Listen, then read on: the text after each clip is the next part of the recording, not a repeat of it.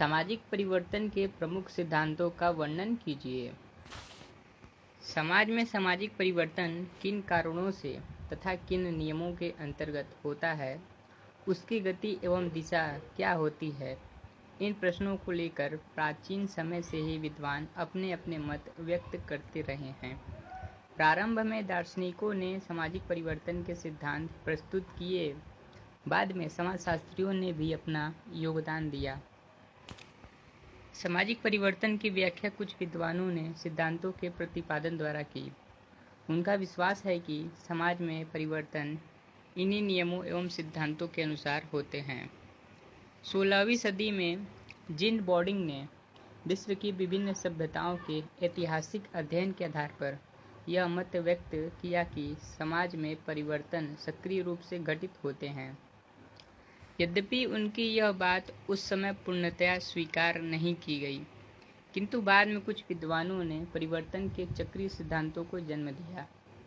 18वीं शताब्दी में फ्रांस में यह मत प्रचलित हुआ कि विचार और चिंतन समाज में परिवर्तन उत्पन्न करते हैं। 19वीं सदी में कॉम्टे, हीगल एवं कार्ल मेनहीम जैसे विचार को उन्हें सामाजिक परिवर्तन में विचारों की भूमिका को बहुत महत्व दिया।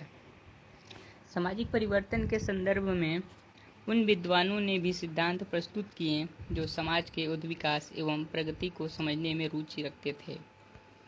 कॉम्टे, स्पेंसर एवं हॉबहाउस आदि विद्वानों ने कहा कि सामाजिक परिवर्तन एक सीधी रेखा में कुछ निश्चित स्तरों से होकर गुजरता है और प्रत्येक समाज को इन स्तरों से गुजरना होता है। ये स्तर कौन से होंगे, इस बारे में उन्हें मत भिन्नता है। यह मत बाद में आने वाले समान वैज्ञानिकों जैसे Morgan, Tylor, Henry Maine, Westermarck, Haddon एवं लेब्रेवोल आदि ने भी स्वीकार किया और इस आधार पर परिवार, विवाह, धर्म, कला, तर्क एवं संस्कृति में परिवर्तन की उद्विकास यह प्रवृत्ति का उल्लेख किया। उस समय यह धारणा बनी कि परिवर्तन सदैव सरलता से जटिलता, समानता से असमानता और बुराई से अच्छाई की ओर होता है। परिवर्तन की उद्विकास है व्याख्या के विपरीत कुछ विद्वानों ने परिवर्तन की चक्रीय प्रकृति का उल्लेख किया। स्पेंगलर, टॉयलमी, परेटो एवं सोरोकिन ने कहा कि प्रत्येक समाज में परिवर्तन का एक चक्र चलता है। हम जहाँ से प्रारंभ होते हैं, घूम फिर कर पुनः वहीं पहुँच जाते हैं। सामाजिक परिवर्तन को स्पष्ट करने के लिए जितने भी सिद्धांत अब तक प्रस्तुत किए गए हैं, हम उन्हें प्रमुख रूप से दो भागों में बांट सकते हैं: चक्रीय सिद्धांत एवं रेखीय सिद्धांत तथा निर्धारणवादी सिद्धांत।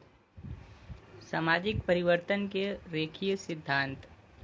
सामाजिक परिवर्तन के रेखीय सिद्धांतकार उद्विकासवादियों से प्रभावित थे। वे इस मत को नहीं मानते कि परिवर्तन चक्रीय गति से होता है, वरन उनका मत है कि परिवर्तन सदैव एक सीधी रेखा में नीचे से ऊपर की ओर विभिन्न चरणों में होता है। रेखीय सिद्धांतकारों में Comte, Spencer, Hobhouse, marks, Veblen आदि प्रमुख थे।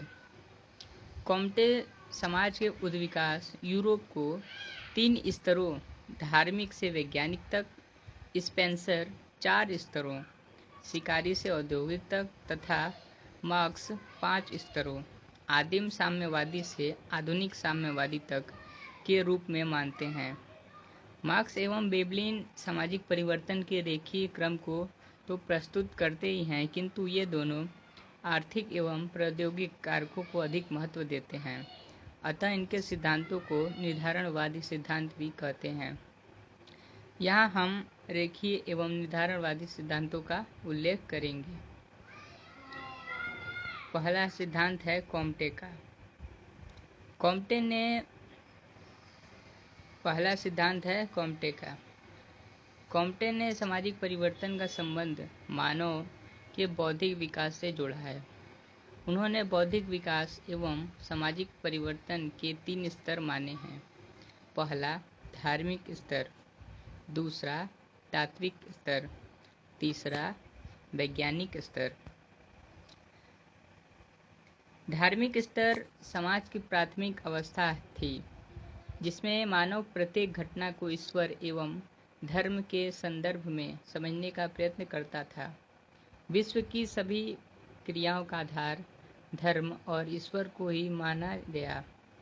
उस समय अलग अलग स्थानों पर धर्म के विभिन्न रूप जैसे बहुदेववाद, एक देववाद अथवा प्रकृति पूजा प्रचलित थे। सामाजिक विकास का द्वितीय स्तर तात्विक स्तर है जिसमें मानव घटनाओं की व्याख्या उनके गुणों के आधार पर करता है। इस अवस्था में मानव का अलौकिक शक्ति में विश्वास कम हुआ और प्राणियों में विद्यमान अमूर्त शक्ति को ही समस्त घटनाओं के लिए उत्तरदायी माना गया। सामाजिक स्तर का तीसरा स्तर वैज्ञानिक स्तर है जो कि वर्तमान में विद्यमान है। वैज्ञानिक स्तर में मानव सांसारिक घटनाओं की व्याख्या धर्म, ईश्वर एवं अलौकिक शक्ति के आधार पर नहीं करता, वरन वैज्ञानिक नियमों एवं तर्क के आधार पर करता है। यह कार्य और कारण के साथ संबंधों को ज्ञात कर नियमों एवं सिद्धांतों का प्रतिपादन करता है। मानव घटनाओं का अवलोकन कर उनकी तार्किक एवं वैज्ञानिक व्याख्या करके सत्य तक पहुंचने का प्रयास करता है। इस प्रकार चिंतन के विकास के साथ सामाजिक संगठन एवं व्यवस्थाओं का भी विकास एवं परिवर्तन हुआ। अब इनकी समालोचना भी की गई।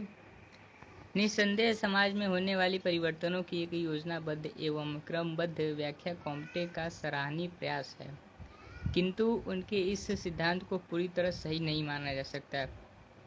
उन्होंने मानव चिंतन और सामाजिक विकास के 3 स्तरों का उल्लेख किया है। उन स्तरों से विश्व के सभी समाज गुजरे ही यह आवश्यक नहीं है। यह स्तर किसी समाज में पहले व किसी बाद में अथवा 2 स्तर साथ साथ भी चल सकते हैं। कॉम्टे के इस समरेखीय विकास के विचार से स्पेंसर, दुर्खिम एवं अन्य विकास भी प्रभावित हुए, जिन्होंने समाज, संस्कृति और इसके विभिन्न पक्षों का उद्विकासी क्रम प्रस्तुत किया।